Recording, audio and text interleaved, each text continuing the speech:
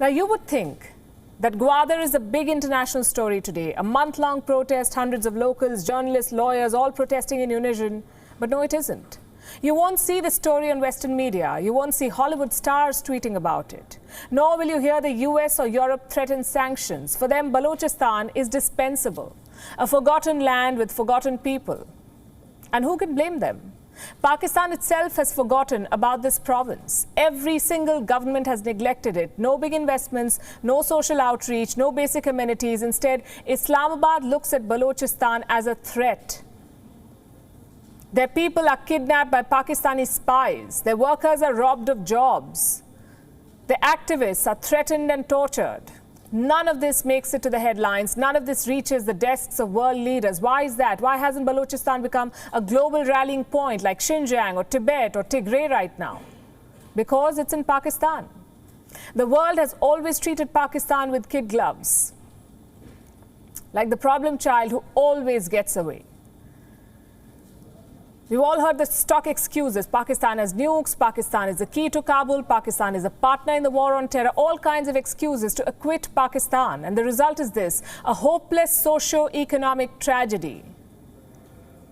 Let me show you some numbers. 40% of people in Balochistan live in poverty, 40. Literacy is 46%, unemployment 33%, two-thirds of the households do not have electricity or clean drinking water. These numbers are much below the national average of Pakistan. What about economic output? Balochistan's GDP is $8.3 billion. It is the only Pakistani province where GDP has declined since 1999. What do these numbers tell you? That Balochistan is a lost cause, an impoverished wasteland ignored by its own government, its own countrymen.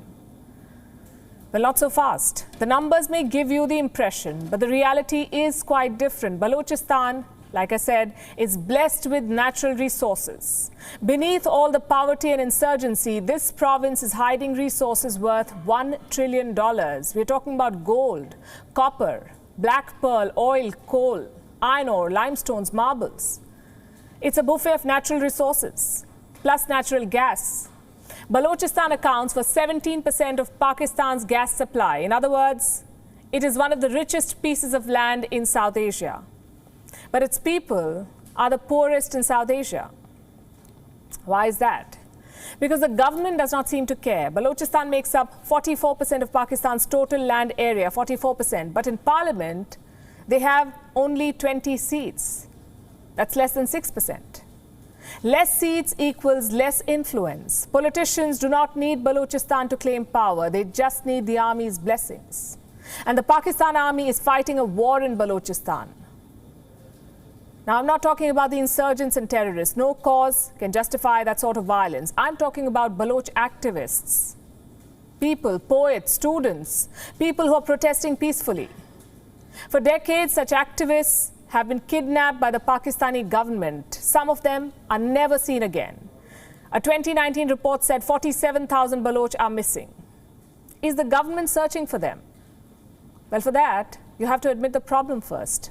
Official records say there are only 125 enforced disappearances in Balochistan, 47,000 and 125. Somewhere in between, Balochistan's spirit was crushed. It's clear why Pakistan is ignoring this province.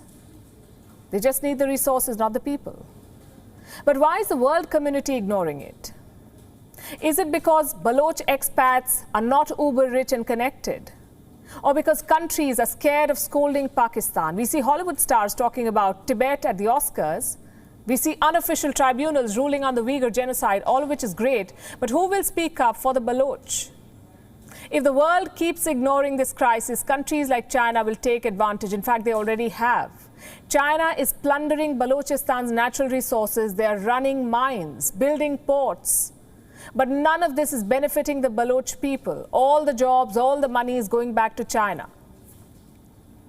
So after decades of oppression, they're speaking out. The protest is gathering momentum. Islamabad appears shaken. This is the perfect time for the world community to lend its support, to pry out the memories of this forgotten tragedy. WION is now available in your country. Download the app now and get all the news on the move.